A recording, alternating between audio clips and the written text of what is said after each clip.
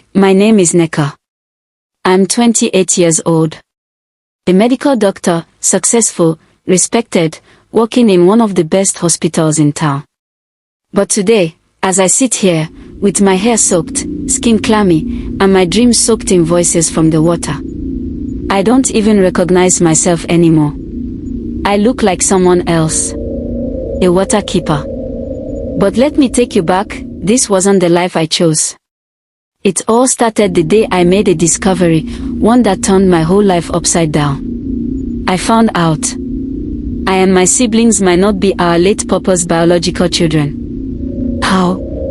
Growing up, I was always the curious one. Always asking questions, poking my nose into everything. Mama would always warn me, Neka, this your curiosity will put you in trouble one day. Well, Mama was right. One evening after work, I sat quietly in the bus when I overheard two men talking about how their friend discovered, through a DNA test, that his supposed daughter wasn't biologically his. That conversation stuck to me like glue. I tried shaking it off, but my mind wouldn't let it go. What if we are not Papa's children? I ignored it. Tried to, at least.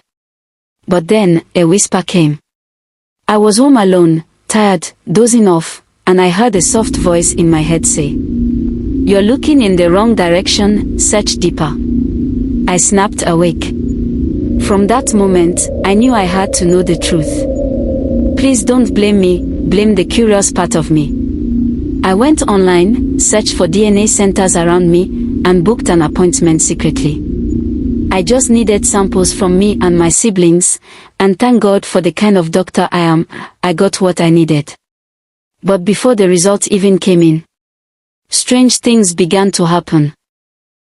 My elder sister, Amora, started complaining that her 8-year-old daughter, Zina, had been acting strange. Too drawn to water. Too obsessed. She goes to the backyard pool late at night, she said. Last night I caught her just sitting inside it, her eyes wide open, like she was listening to something even more terrifying. Amora said she's been having the same dream over and over. A woman, draped in white, sitting by a flowing river. Bring the girl to the village stream, the woman always said. The goddess waits for her. My eldest brother, Kin, called me days later sounding scared. He too had been having dreams. In his, he was always standing by a riverbank, holding a calabash, and an old man kept shouting at him, the covenant was made. One must serve. And me. I stopped sleeping. Each time I closed my eyes, I'd find myself standing at the river, naked feet, dressed in white, beaded from head to toe, chanting in a language I didn't know. Hands raised to the sky. The water always called out to me, and I always answered. Still, I told no one about the DNA test. But the air in our home grew colder, heavier.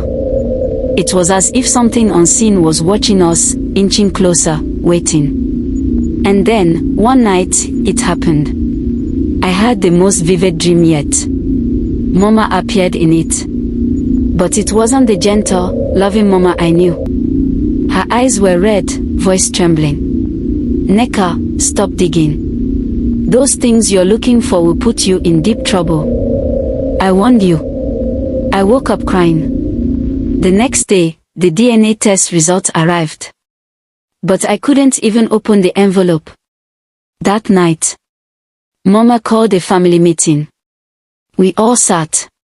Tense. Silent. Confused. Then, she began to shake. Her eyes flooded with tears.